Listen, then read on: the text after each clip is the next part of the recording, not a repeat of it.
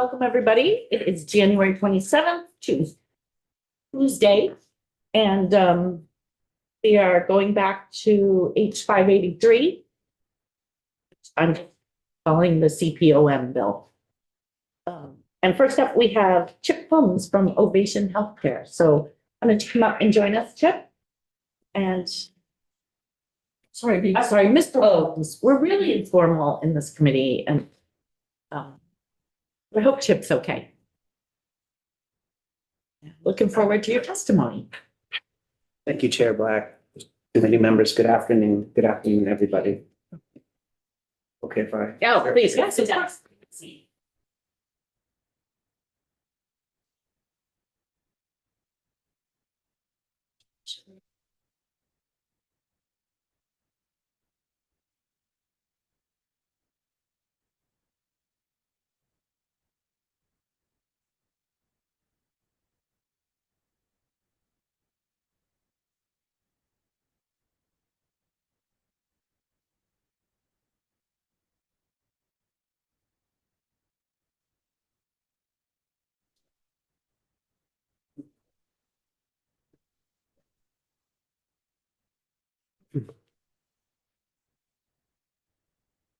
Lovely picture.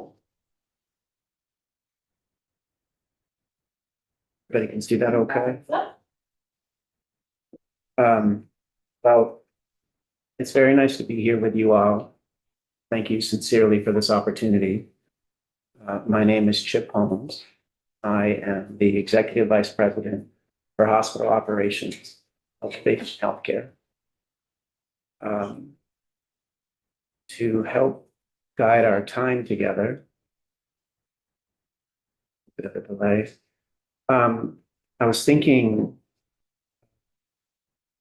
having had a chance to hear some of the different meetings you've had here, different conversations or questions I received from different people over time, especially recently, that we could take some time first with the notion of cornerstone. And when we move through that process, maybe sharing concepts together, maybe developing and sharing language together would be in the cornerstone part of our conversation. I look forward to sharing with you and introducing you to Ovation Healthcare, which has actually I've been a member of that family for over 30 years, and I'll explain more as we go.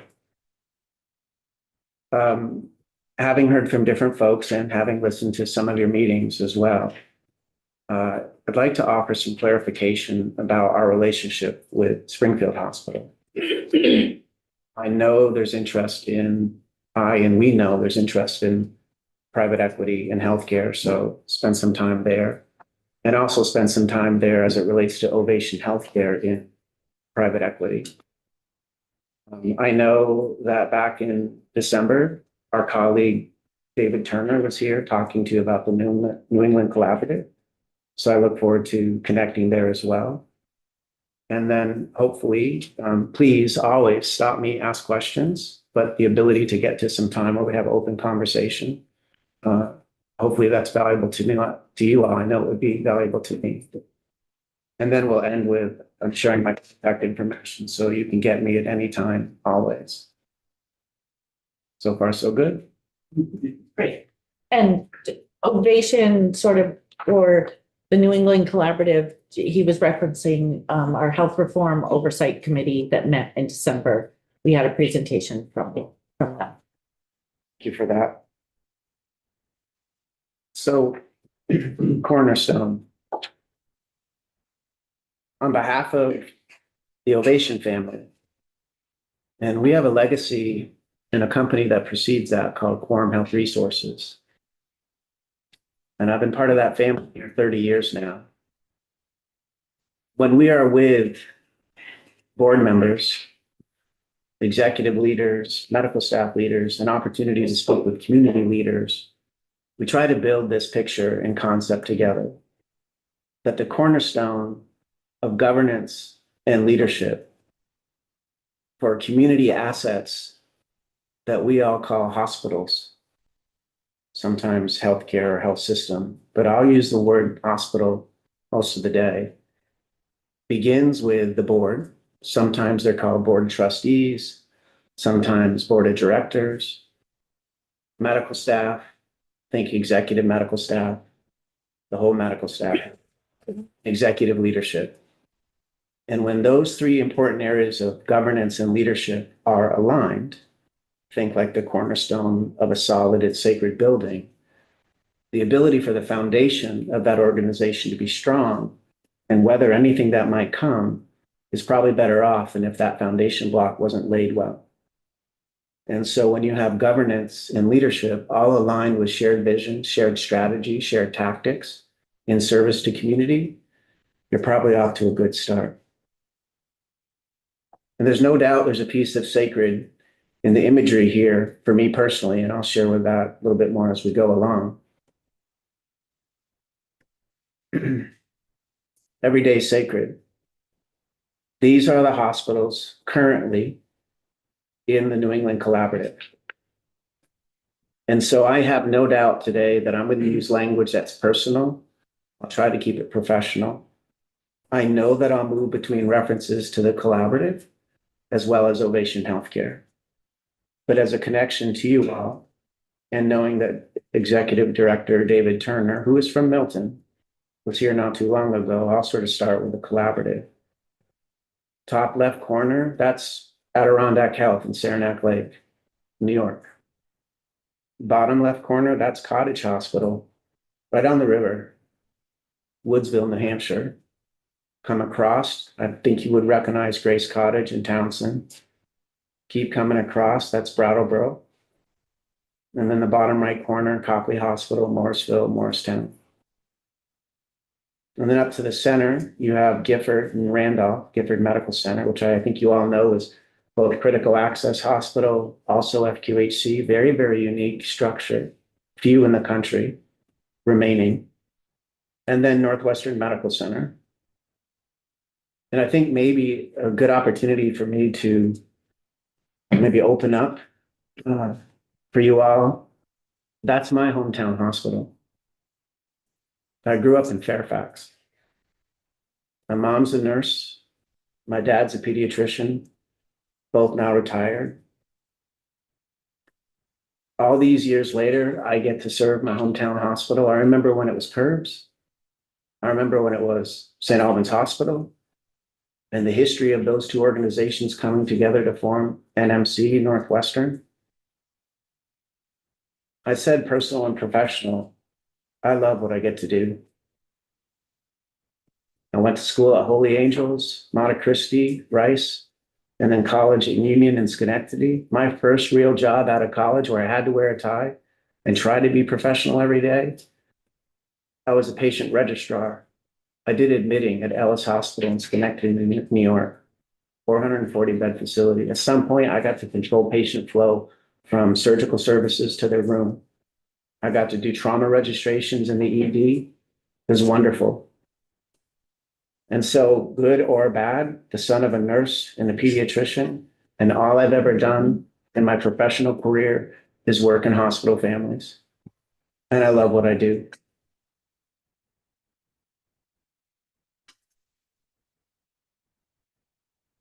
We're continuing with notions of language, connection, a little bit of imagery, reflecting on your guiding principles and some connection here. I'd never seen that sign before, or that board, whiteboard.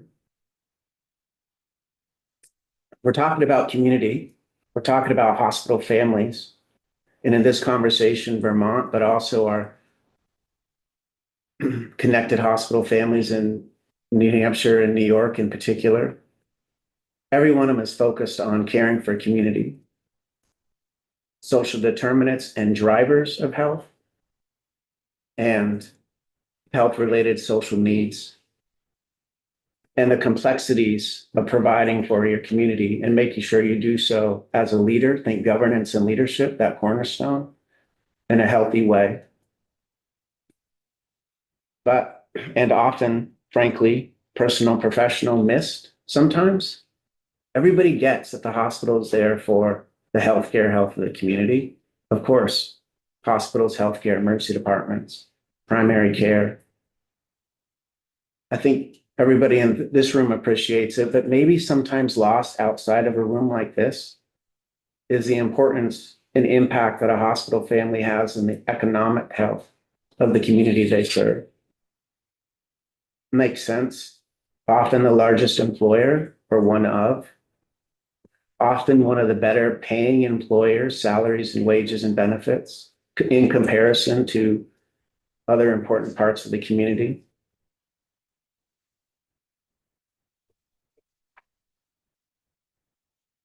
And so my career, the family company that I get to work for, these are important constructs for us. We serve hospital families across the country.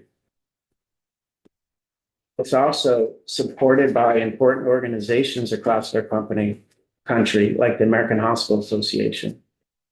And we started with a cornerstone in the importance of governance and leadership. And leaders of the American Hospital Association will say, if what's happening in the boardroom doesn't matter to people outside the boardroom, outside that hospital, then something's not happening right inside that boardroom. This type of conversation is conversations I have with board members of hospitals across the country. I'm responsible and I get to serve a team of 10 people right now. And we serve 60 hospitals intimately across our country. Of that 60, the great majority are critical access hospitals. Think like a Gifford or a Springfield or a Copley, just to name a few. Or smaller community PPS, prospective payment system hospitals, think like the Northwestern Medical Center. As an Ovation, as we are in constant service to governance and leadership, and we're not alone in this important responsibility, but constantly working with board leaders about their fiduciary duties, educating, reminding, helping them with ideas and or connections to other hospital families that might have similar challenges. This reference guide here is our 10th edition. We're actually bringing it out in February in a meeting with a bunch of trustees and directors of hospitals. That book was actually written by a gentleman named Bob Dwyer, who lived in Niskayuna, New York, the very first edition. He was one of my first bosses. I'll never forget him because he liked to build and race cars. At Ovation and our legacy company, Quorum Health Resources, we believe this. It's also an important legal construct as a board member. You are legally and ethically responsible for everything that happens in that hospital. We're talking about nonprofit community assets.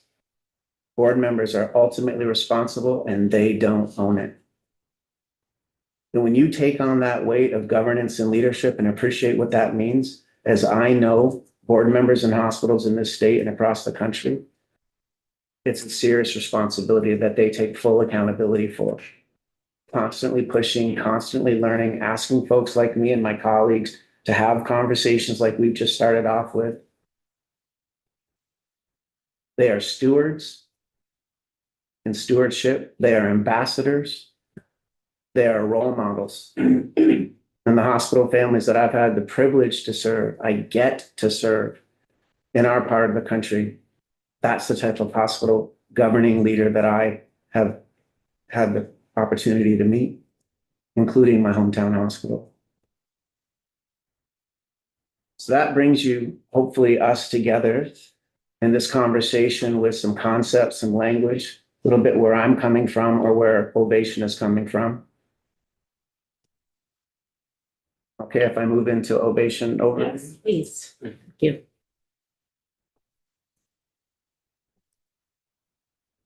No doubt a little bit of branding here, no doubt a little bit of promotion. When you're not getting a chance to talk with somebody, what to leave behind, this would be an example. What sets us apart. But I'd ask you to look at the two big blocks on the left. 49 years of experience, almost 5 decades. I've been part of the family, as I've shared, 30 years. We're currently serving 500 hospital families across the country in 47 states. For all 5 decades, those hospital families that we've served, as I've described, great majority critical access and small community PPS, prospective payment systems, all nonprofits. community assets, again, we call them hospital. And the responsibilities that board members, medical staff leaders, executive leaders have for the success of that hospital family. Not one of those nonprofit community assets that we call hospital are for loss. They all are looking to make some degree of return so they can reinvest in their important asset called hospital, their people, their technology, their facilities. I remember when Dr. Brumstead used to be in conversations here and he would say, we need to be making at least 1 to 3% return on just the operations of our hospital so we can reinvest in Fletcher Allen. And having Chair Foster recently talk to 1 to 3% on operations, even though they're nonprofit and we know they're tax advantaged in different ways, they cannot be for loss. This is a picture. Dots represent hospital families or healthcare families across the country. This is where we are serving as an Ovation. The 90 billion in NPR, net patient revenue. So the amount of money that hospitals bring in to pay for their bills. Leslie, did you have a question? Just a clarification, if I may. I thought I heard you say you had 60 hospitals in the US, or was that locally? Thank you for that question. I said that I am part of a team. Okay, And we serve 60 hospitals intimately. And so for an image, think circles and circles. Inside these 500, there are 60 hospitals that my team works with really, really close, certain intimately, back to the cornerstone of governance, medical staff, executive leadership. And I'll detail that a little bit more in a couple slides. okay, so what I'm understanding, if I may, that all these dots, because you're saying 500 clients, but it only represents 60 hospitals. No, see, I'm not getting it. Thank you. Thank you. As we go through the next few slides, you'll see that from Ovation, we have different ways of helping a hospital family. So we may have some hospitals here that take or engage with us for a simple consulting engagement. That would be a hospital we serve, and I'll develop that a little bit more for you. And again, thank you for the question. There are 60 hospitals that I, with the team, serve really, really intimately. We serve them with lots of different parts of services we provide. And I'll show you next couple slides. Okay, so the other clients are not hospitals then? No, they're all hospitals. Okay, so I guess Are there I'm different teams? different. So how many teams are there then? If I go through the next two Okay, slides, maybe thank you very that'll help much. you. Sorry to bother. That's great feedback because I can always make this slide better. I just had a little thing. Curious, because you mentioned how many people are on your team? Yeah. Servicing 10? Yeah, so executive vice president, hospital operations, I work with a team. Their titles are group vice president or executive strategic advisor. We deploy and we will have regions, or forgive the business conversation, we'll have a book of business. Like I have 20 hospitals that I have connection with, Northwestern Medical Center. I serve pretty intimately. And so inside the 500 hospital families that we might be serving on any given day, which might be just one simple consulting engagement, there are 60 that we are bring many different services to in a bigger package. And it's a real close, personal, intimate, but also professional relationship. I think this starts to help with the notion of scale or economy of scales. And we'll get to that in a little bit. So from the question, types of services we provide in Ovation, in the next couple of slides, we'll develop this a little bit more. There's leadership advisory. So I've been a hospital administrator, CEO 3 different times. I've now had a chance myself to work with 90 different hospitals. Leadership advisory, I'll give you more detail in the next couple of slides. Other ways we help hospitals is around revenue cycle, the billing and the collecting process. And we can help across the full continuum of revenue cycle, or we can help with just pieces and parts of revenue cycle. Spend management, that's really supply chain. But as you watch organizations that work with GPOs or group purchasing organizations, you watch these types of organizations approach hospital families and say, we can help you with more than just supply chain. We can help you with contract labor. So it's supply chain, but I guess to make it sound fancy, we say spend management. Technological services, information technology, we are completely electronic health record agnostic. We work with all the EHRs, all the EMRs, electronic health records, electronic medical records that are out there. And you'll experience different types of EHRs or EMRs based on the size of a facility. But our point is how can we help the hospital family, no matter where they are across the country, and no matter what is their information technology strength or backbone. And then the core, the foundation of everything we do is about learning and the ability to engage one-on-one with any person and help them become the next best version of themselves, no matter what part of the hospital family they serve, including as board members. So the next couple of slides is a little bit more detail, and it gets to that point about intimacy and serving the 60 that we were talking about a few minutes ago. Inside Leadership Advisory, which is the part of Ovation where I have the most, where I spend the most time with that team that I was talking about. Our ability to help strategy. Well, our ability to help with governance and leadership, our ability to help with strategy, our ability to help with clinical excellence, financial operations, workforce, payer relations. And then we talked about spend management, which is supply chain, and you can see different content there. Information technology, technology services, revenue cycle. Be happy to try to answer any questions you might have here. And then the Learning Institute, which is our foundation. I'll give you some detail on that in a second. You actually go back to that. Do you provide just consulting on revenue cycle management, or do you actually provide the revenue cycle management? So Yeah, both. if they outsource both. Yeah, on that question, it depends on what the hospital family asks us to do. Would you please come in and pressure test our revenue cycle? We're wondering if there's a way we can improve our performance. So that would be like an advisory or consulting engagement. Or we're struggling keeping good people in revenue cycle because we're in a smaller community, in a smaller state, not profiling, but we're challenged on finding the workforce or the skill set. Would you come in and would you employ them on our behalf, like rebatch them? And then give that person the ability to not only serve their hometown hospital because they become proficient in, say, a certain type of billing component, but then they can help other hospitals across the country with that type of specific service. So the answer to your question is we really do both. We can help pieces and parts. We can offer consulting services. We absolutely have hospitals that have come to us and say, please, if you will, take over our revenue cycle. Have those employees become Ovation employees, which is actually part of our company, and then serve our hospital, but that also gives people a chance to serve other hospitals and build their own skill set. Same thing for information technology. I could answer the same type of question the same way. Can you give us some sort of consulting advice on how we can improve our cybersecurity and our hardening? Or can you help us with help desk? Or could you take over that service for us?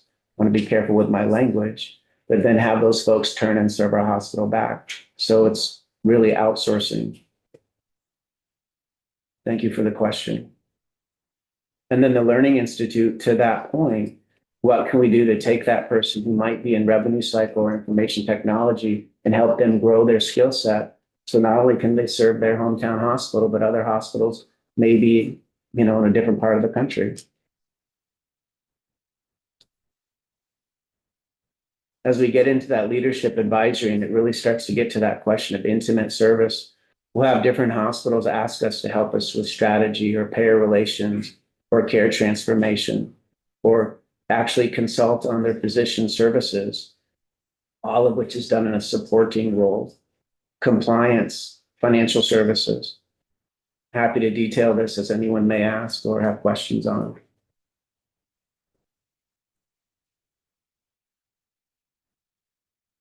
And then the Learning Institute, Learning Institute's been part of our family for the 50 years.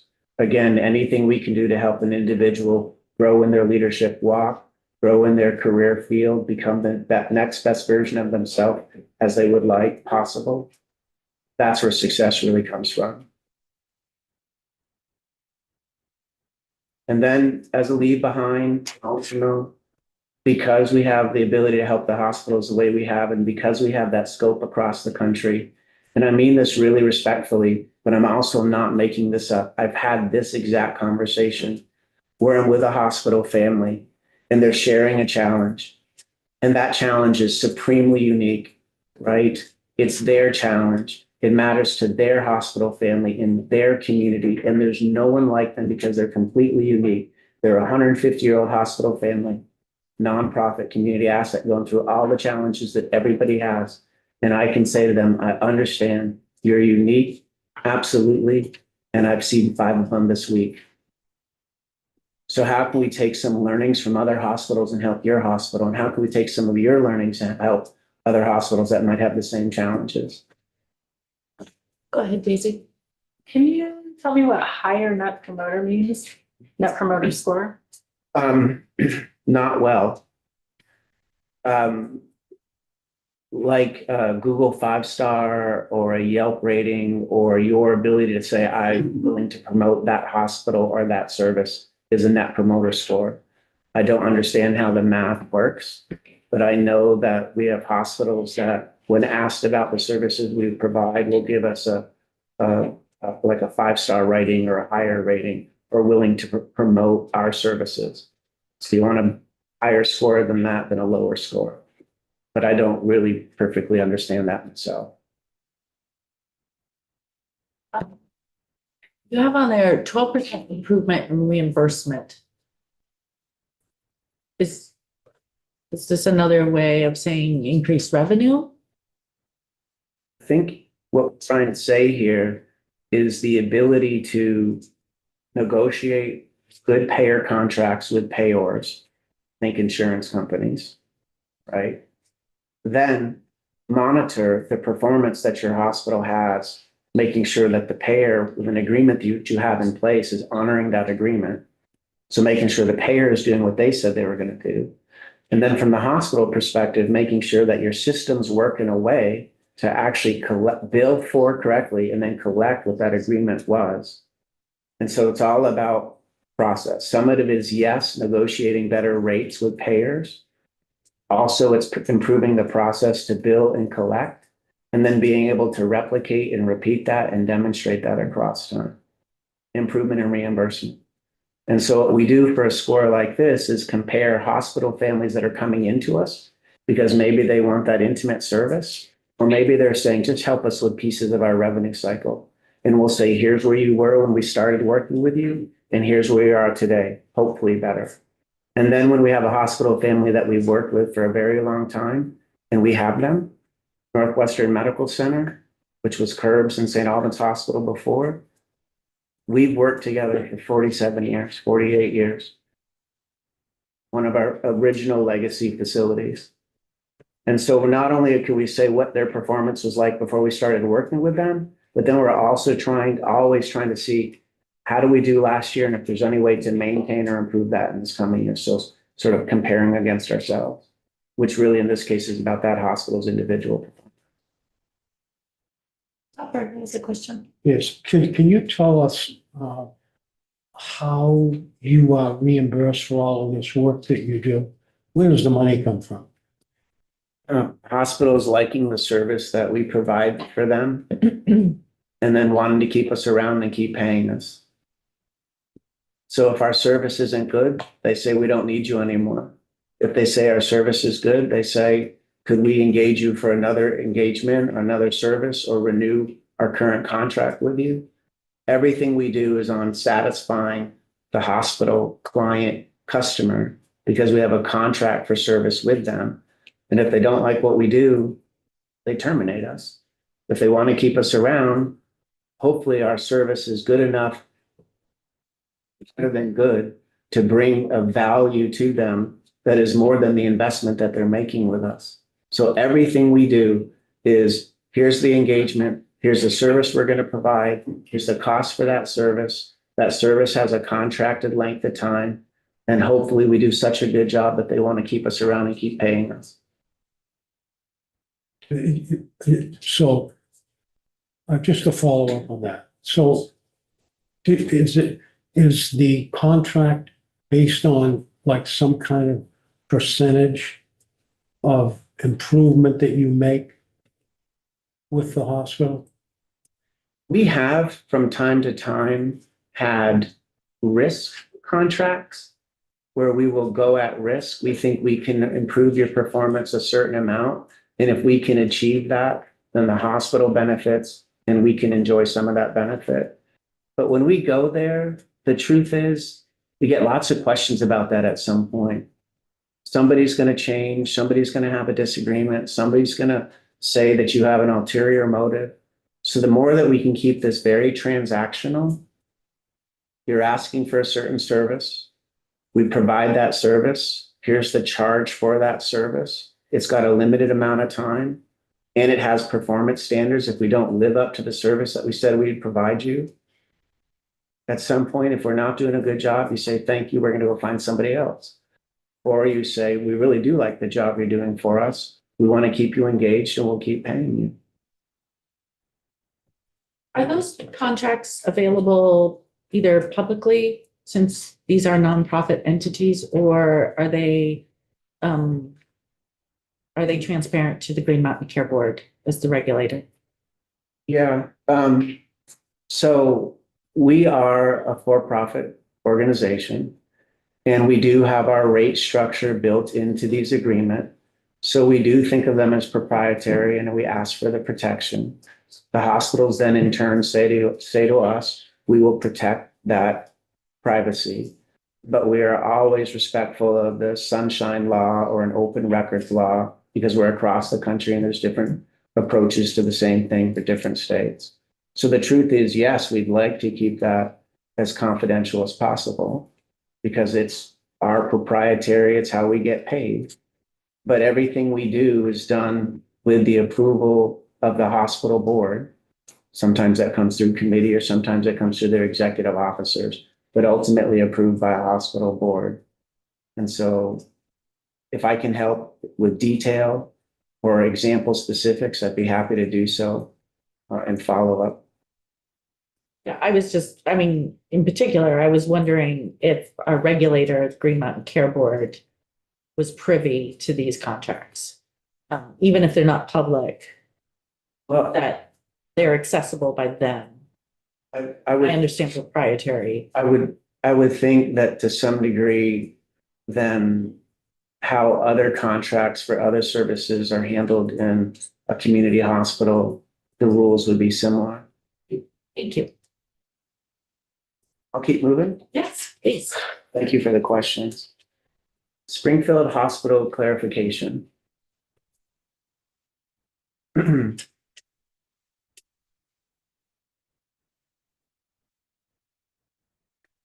So, truth is, I've had people approach me about our relationship with people in the state, people in the healthcare world here.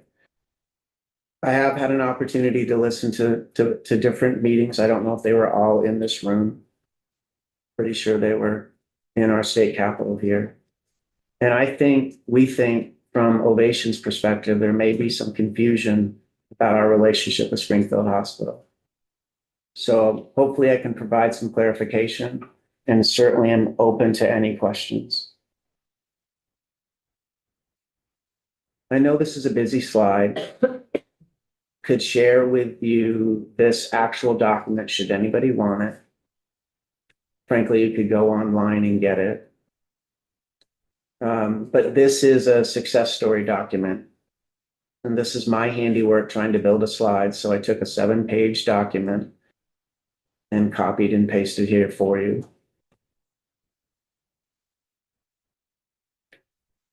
Ovation was founded in May of 2021. And as I've referenced before, the legacy of Ovation is a company called Quorum Health Resources. We've had different names, Quorum Health Resources, QHR Health, QHR. Quorum Health Resources, we serve Springfield. We still are. The QHR started serving Springfield January of 2019 through April of 2021. We helped take Springfield through bankruptcy. That was June of 19 through December of 20. And then there's 4 months later after that, we were still QHR. We became Ovation in May of 21. So let me back up just a little bit. I was living in Middlebury the first week of December 2018. I received a phone call from a banker in Massachusetts saying, "We're worried about this hospital, Springfield. Got your name, QHR. We know you help community hospitals across the country. Understand you're from Vermont. Do you think you could help? We'll do what we can." Literally 2 hours later, I get a phone call from a board leader at Springfield Hospital at that time. "Hey, I got a phone call from a banker. Understand you live in Vermont. Can you help?" "Yes, sir." And so I was in Springfield 24 hours later, driving from Middlebury. First week of December 2018. Between December and January, straight up, but also met with great respect, the hospital board and the two executives, CEO and CFO at that time, decided to part ways. So it's now early January of 2019. We're still getting to know each other. But will you, QHR, provide us executive leadership, an interim CEO and an interim CFO? And we said yes. Over time, it was one interim CEO, and we actually had two interim CFOs working it. They just sort of overlapped. So we helped turn around Springfield. We helped restructure Springfield. And we did all that before there was an Ovation Healthcare. We did all that before we were private equity. We were Quorum Health Resource. And so I know, because there's a very important part of this conversation, as you've been in here before, and I think we'll stay in here for a while, around private equity. We were a for-profit company owned by a for-profit hospital company. We had been for the better part of 45 years, give or take, owned by different hospital companies. Quorum Health Resources, which is now Ovation Healthcare. All we've done all those 5 decades, as I've shared, is serve hospitals just like Springfield. So I've heard questions or observations or comments or wonders. With all respect meant, but if I'm also honest, some folks I think knew or should have known. But if I can help with clarification, that's what I'm trying to do here now. We didn't become private equity owned. We didn't become Ovation Healthcare till after Springfield came out of bankruptcy. A very appropriate restructuring, tax opportunity. As a fiduciary, if somebody presents to you this opportunity to help your hospital restructure its debt, as a fiduciary, you would look at that very strongly. And so it is a very sad story, the fact that Springfield was the way they were then. And the truth is, they're still very fragile, there's no doubt. But I would also say, what hospital isn't? So I remember getting to Springfield, and for the sake of the story, they had less than 4 days cash on hand. They didn't have enough money to pay attention. They didn't have breath in their body. They were scared. They were going through leadership changes. They're looking at almost no days cash. And so taking them through bankruptcy, within 2 to 3 years, we had them up to 40 days cash on hand. And I want to be very careful about my words. I just said we have them. It wasn't we. It's the board. It's the medical staff. It's the executive team. It's the support of their community. It's the support of this state. I remember sitting with our governor. I remember him saying, "Who are you?" And I explained that I'm from Fairfax, living in Middlebury. And I remember sitting with Mr. Hubner, his ambassador between this office, the governor's office, and his team in Springfield. And so if there's any questions or if I can help clarify, I'm doing the best I can. Be happy to help there. And I wanted to thank you for pointing out that the state invested heavily to save Springfield. Absolutely. Leslie. Yeah, $10 million. How much? 10 million. Thank you. I'm noticing that Ovation has been involved with Springfield from 21 till now, so 4 years. And in the current FY budget, there's 33 days cash on hand and 0% budget. So I'm just wondering if you could speak to that and to what progress you might think has been made in the stability. Yeah, I think that's a really good question. So if we go back to 2019 and we bring you to current 2025, early 2026, and it is not my role to speak for Springfield. But I do have regular conversations with their executive leadership. I do have conversations with their executive board leadership regular. And I'm very aware of the financial fragile state of Springfield, much like many hospitals in the state. And I also know that Springfield reports regularly and has often ongoing conversations with representatives of the Green Mountain Care Board. And I've seen them go from less than 4 days cash to 40 days cash to 70 days cash, back down to 40 days cash. Right now, they're right around 40 days cash, although I know what you're referencing. 33, but that's considered highly vulnerable in that scale. So tell me how this unfolds.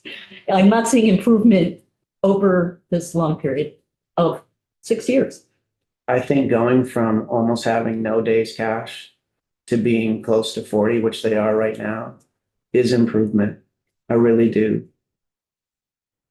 I also don't agree, although I understand the point, that having hospitals at days cash target about 140 to 160 in the state is being recommended. I understand that point.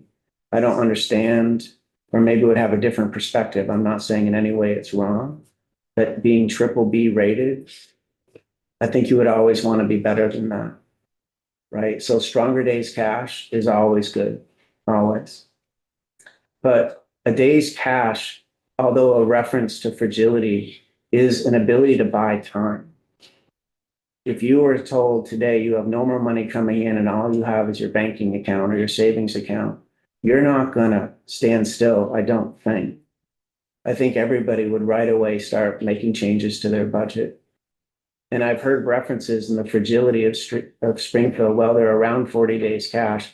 One doctor loss will wipe out the hospital. No, it won't. One service line change or stutter or stumble will hurt the hospital. Yes, it will, but will it wipe it out? No, it won't. Because they've got around 40 days cash right now, which is about $200,000 a day for Springfield. That's what a day's cash is. And they will immediately, as they have done since first week of December 2018, where we are today, never stand still, always looking at their operations, always managing their financials, very much aware of how they help the healthcare health and the economic health of their community. So I appreciate that 40 days cash is seen as a sign of fragility, which it absolutely is. But Springfield is not standing still, never has, because of their board, because of their medical staff, because of their executive leadership, and I think the support they enjoy in their community. Could I ask another?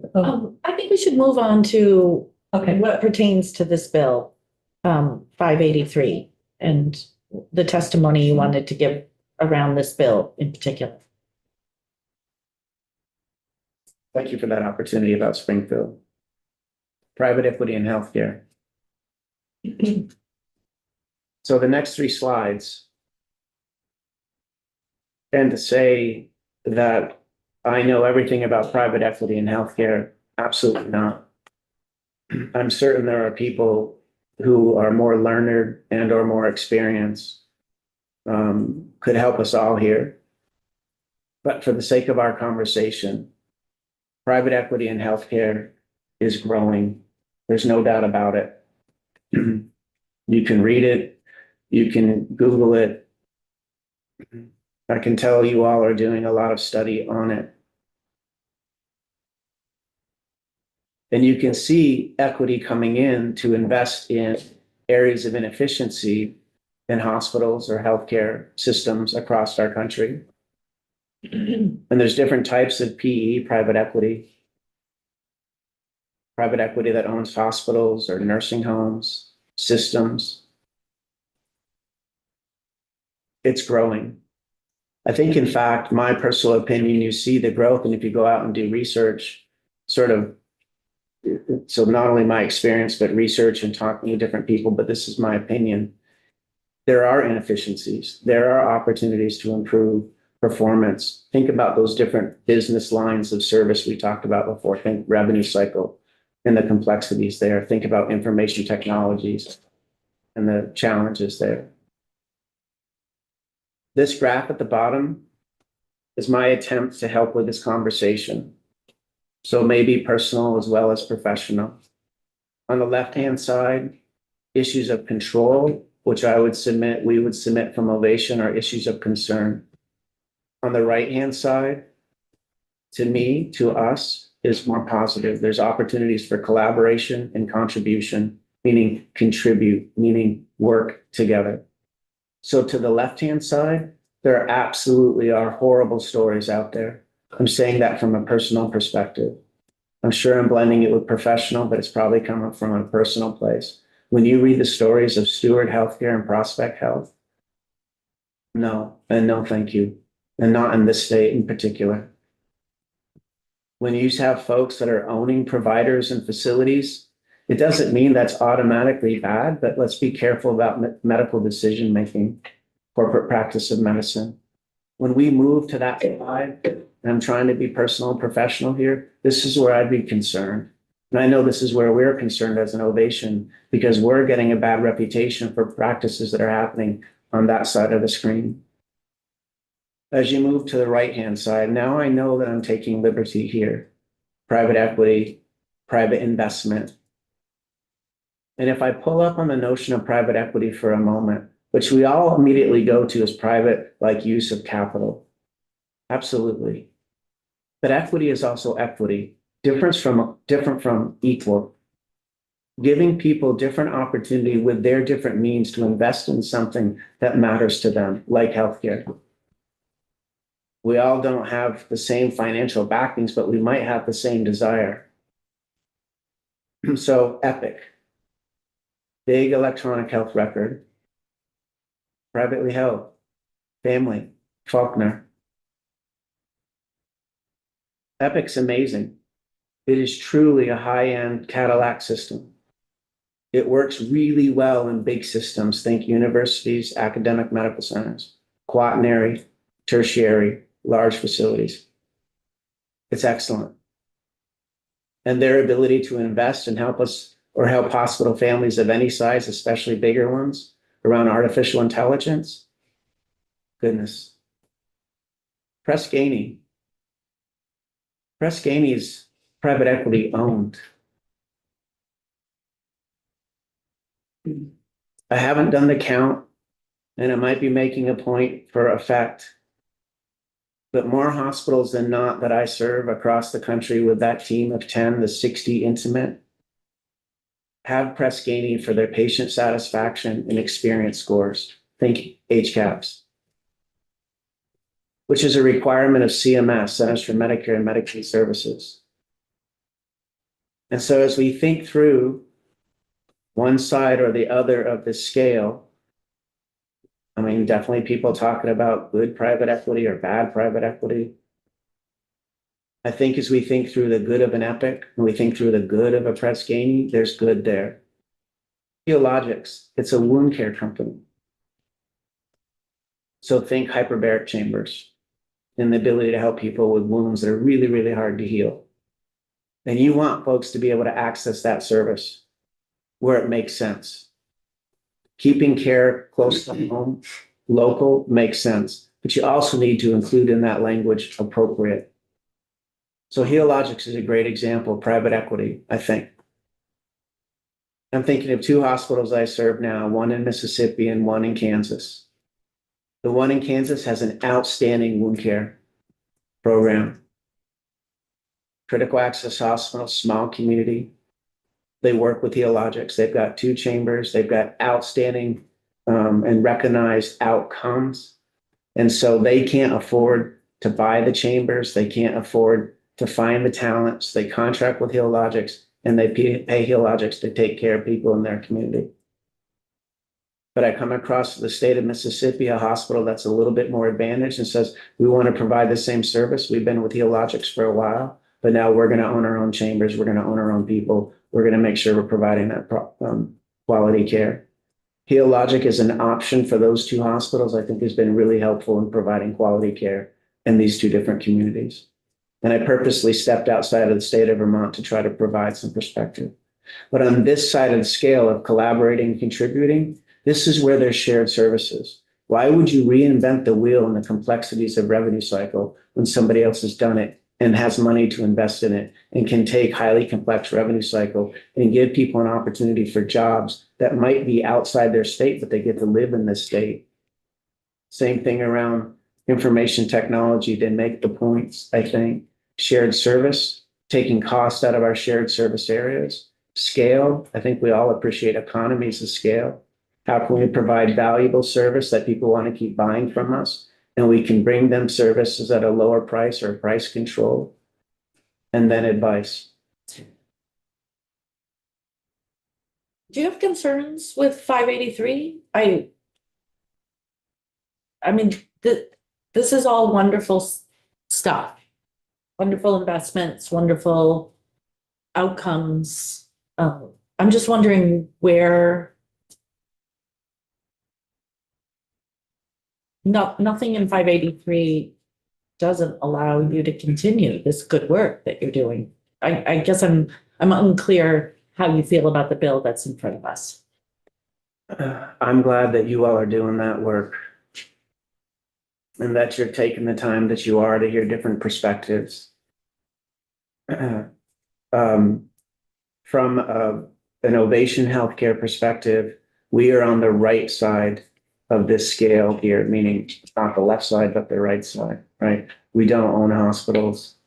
Everything we do is about service, hopefully bringing perspective and offering advice because we have different perspectives. But I think the language of the current bill requires the complete attention, the hard work that you're all doing, because I have heard stories, right? And maybe they're just stories, but there's some interpretations of folks out there saying, well, look, if I had a child that wanted to be a provider, a dentist in the state, and I, as their parent or a family member with means, wanted to invest in that person's practice, I might be prohibited from doing so.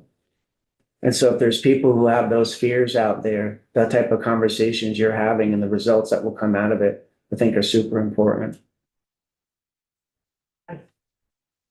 I'm not sure anything in this bill doesn't allow that or allow the good work that you're doing.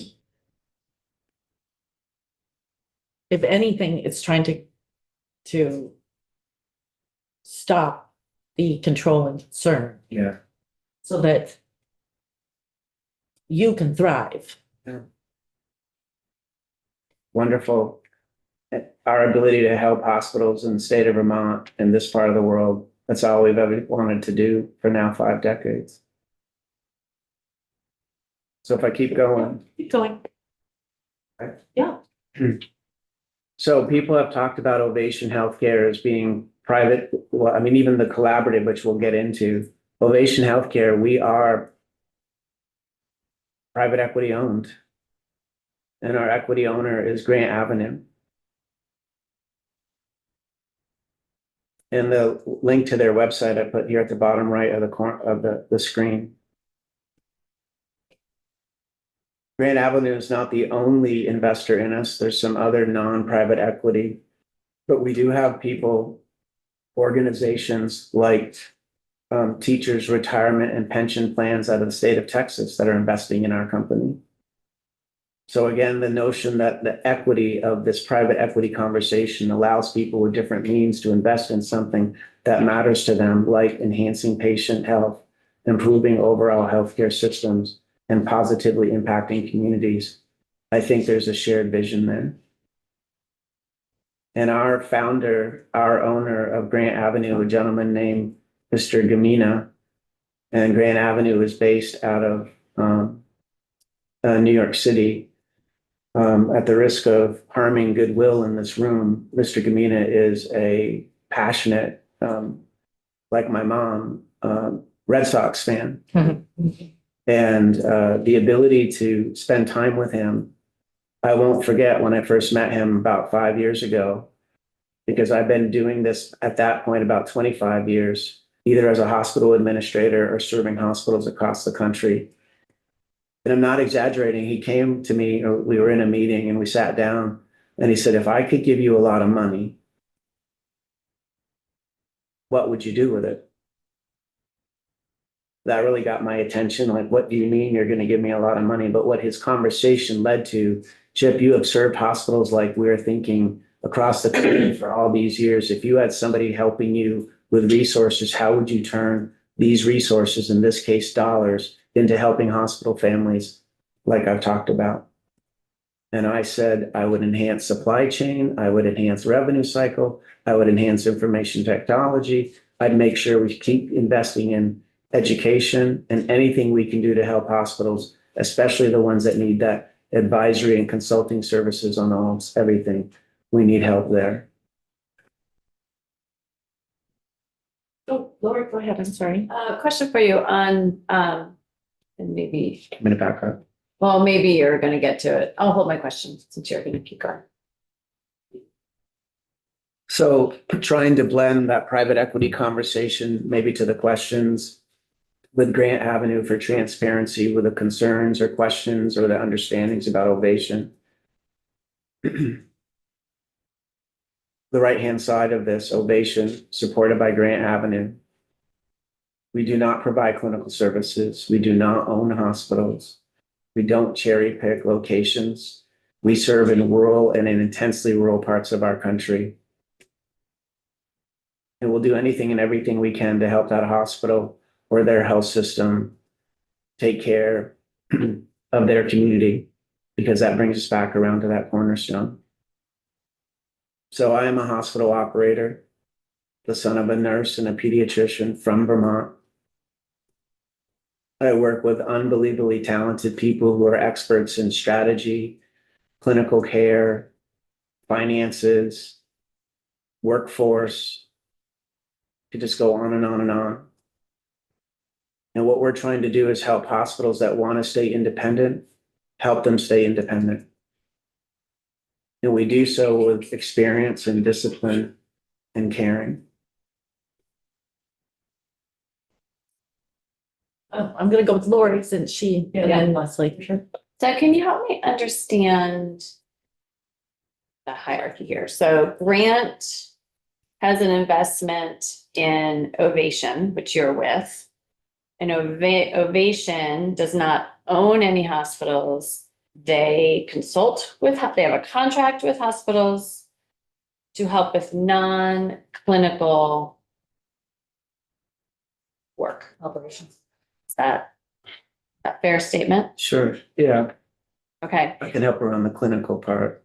Okay, so can I just stick with that? So, Yep.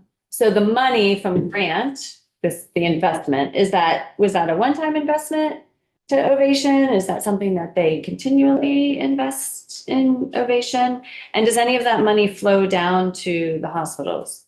Yeah, I honestly don't know the dollar amounts involved, but they were millions. Bless you. Sorry. They bought us away from a hospital company. We actually went out in the market and asked private equity, would somebody please come buy us away from our current hospital owner at the time? And I should know those numbers, but I don't. Okay. They bought us away from a for-profit hospital company. Okay. We were this microcosm of a world that does everything we've talked about. We didn't serve those hospitals of those hospital companies. We were always out here for 50 years doing as I've shared. Grand Avenue bought us away, so there was a price for that. And then they've been investing in us along the way we bought other companies. Let's develop revenue cycle services for hospitals. We went out and bought different components of the revenue cycle continuum so that we could then turn and be a full continuum of revenue cycle services for a hospital. That was coming from folks like me, and I don't like to make it about me, but people like me who said, look, we've been working in QHR for 40 years. I've been a hospital CEO in a rural setting 3 times. If I could get help, this is the type of help I wanted. So you have these equity people saying, we want to invest in that. How do we buy companies or build services so we can provide a full continuum? And then I would just get back into that line of business conversation. So then does Grant, so since the time that Grant has been involved with Ovation, have they instructed Ovation to downsize hospitals, close hospitals? Like how do they have a play in what happens to hospitals? Yeah. So they have a play in that, in me doing my job. So Grant Avenue doesn't tell Ovation how to serve a hospital. They, in essence, bought us for our expertise so they can put us into their full book of business. And I might come to you as a hospital board member and say, look, I've seen this before. This line of service is concerning. Your staffing is concerning based on comparative metrics. It's unique to you in your hospital, but let me offer you some outside perspective. Here's what I've seen happen in different settings. And then you as a board member, I would offer my recommendation. I would say, here, talk to these other hospitals. They're similar to you or they're dissimilar to you. But ultimately that decision is the decision of the board. So we don't own, we don't control, frankly. It's about influence. It's about trust. It's about having discipline and caring and experience. But as I made the point before, you are that very, very unique hospital serving your community. You're a trustee, a board member, a member of the medical staff, executive team. And you're asking me, what do you think? And I share my opinion, hopefully with good backup. And then it's yours to decide. Okay, last question, Alyssa. Yeah. And so, which is great. Are there any financial requirements, metrics that Ovation has to hit to keep Grant happy? Back to shareholders, back to your for-profit, their for-profit. Yes. Hospitals may not be. The answer is yes, absolutely. And does that then come from hospitals? Great question. So Sorry, that was what. we do, we have a budget. I have a budget. I'm responsible for the team that serves those 60 hospitals. Those 60 hospitals, we've sold a whole bunch of services to them. They might buy them in one pieces or they might buy them in an all-inclusive package. And then they ask me to build a budget for the year. Are you going to keep your business? Are you going to grow business? Are you going to lose business? Will you hit your budget target at the end of the year? And if I do, great. If we do, wonderful. If we don't, we need to be able to explain it. And if it's a continuing loss, we need to be able to explain that as well. Okay. So it's not a repercussion or a ramification for the hospital families we serve. And I don't mean to undervalue in any way because of the talents that I've talked about that serve these hospitals. I don't mean in any way to diminish that. But if we don't bring value to the hospital, if I don't bring you good advice, if I don't bring you good examples, and it's not about me, why would you want to buy our service? That's what it is. Thank you. Can I expand on it a little bit? So Ovation is within the portfolio of Grant Avenue. Yes. Grant Avenue has many things within its portfolio, including service providers. Right. Is there any, when Ovation is contracted for consulting or, with hospitals, is there any moving, or I should say suggesting services that are companies within other companies, not Ovation, but with under Grant Capital, Grant Avenues Portfolio. portfolio. I would imagine that could happen. And I believe they have a supplier in their portfolio, don't they?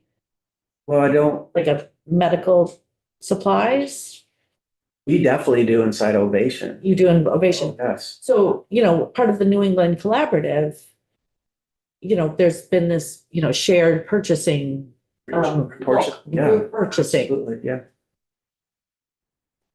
Does Ovation, are they basically the wholesaler of Yeah, of the group purchasing that's happening? yeah. Great question. So moving into a conversation about supply chain, in this case, group purchasing organizations. And in our part of the world, there's at least two really big ones. One is called Vizient. Vizient is a group purchasing organization connected to the New England Hospital Alliance, which has a real strong Dartmouth connection, an amazing organization. We represent Health Trust Purchasing Group, which is a GPO. Health Trust Purchasing Group is the same GPO that serves the Hospital Corporation of America, or Tenet. Some very, very big for-profit hospital companies. They all use that same GPO. We don't own any of that. We are a channel partner, which means I serve a bunch of hospitals. We know those hospitals need access to supply chain. We know they get the best quality and price when you get work through a GPO, and you have different options for a GPO. The one we choose is Health Trust. And to be competitive, with due respect to Vizient, we believe when you put Health Trust Purchasing Organization, Health Trust up against Vizient, Health Trust for the hospitals we serve beats Vizient from a cost perspective. And so we, on the Ovation side, are working with our hospital families to help them align with the best GPO possible. We think that's Health Trust. And then we're constantly working with them to make sure they're maximizing their use, appropriate use of that group purchasing organization. So think things like tier or consolidating or buying things at the same time, which I know that David Turner talked about when he was meeting with folks back in early December. Does that help? Yes, it does. Thank you.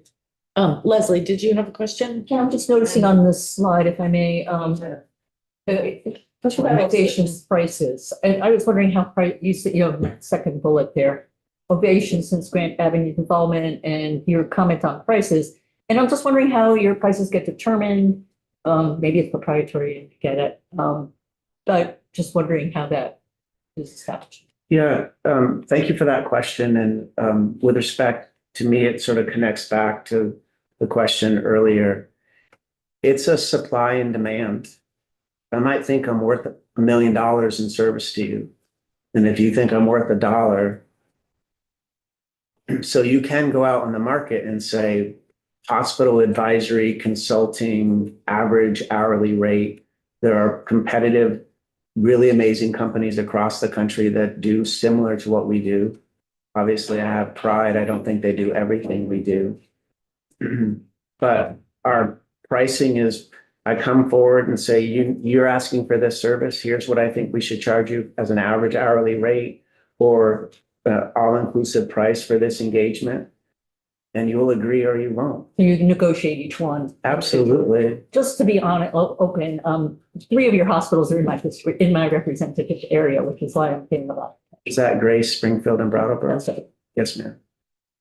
I see in your slides that you're moving on to the New England Collaborative, and for time's sake, I think we're gonna, because we do have to move on to other witnesses, and there is one of them that I see, and if I bump her again, she may never speak to me again. Look over there. Contact information. Yes. I can help. I just, anytime. I wanted to finish by, it sounds to me as though, from what you do, yes, I know you have the word private equity, and nothing in this bill bans private equity. do you have any issues with the bill whatsoever? Or are you in support of this? I don't know how to answer that question. Okay, Thank you. all right. Well, If the bill supports the type of service we've been providing for 50 years, wonderful. If there's confusion and it's the ability for somebody who wants to invest in the caring service, if that inhibits it. Yeah. I would be concerned about that. I don't think we want to do that either, so we want to get that clear. Brian, and then we're gonna move on. Well, just to follow up to that response, does the bill in its in its current form undermine your work? We have Corey Grant, the United Public Affairs. I represent the New England Collaborative. We'll give you some notes. There are some concerns that the collaborative would have that would undermine some work, and we can get that for you. Thank you. The goal with CHIP today that I just want to lay out is Ovation's been kind of used as the PE involved hospital or the boogeyman. We really want to clarify they're doing good work in our community and our hospitals, and that we're set that example. I think CHIP accomplished that.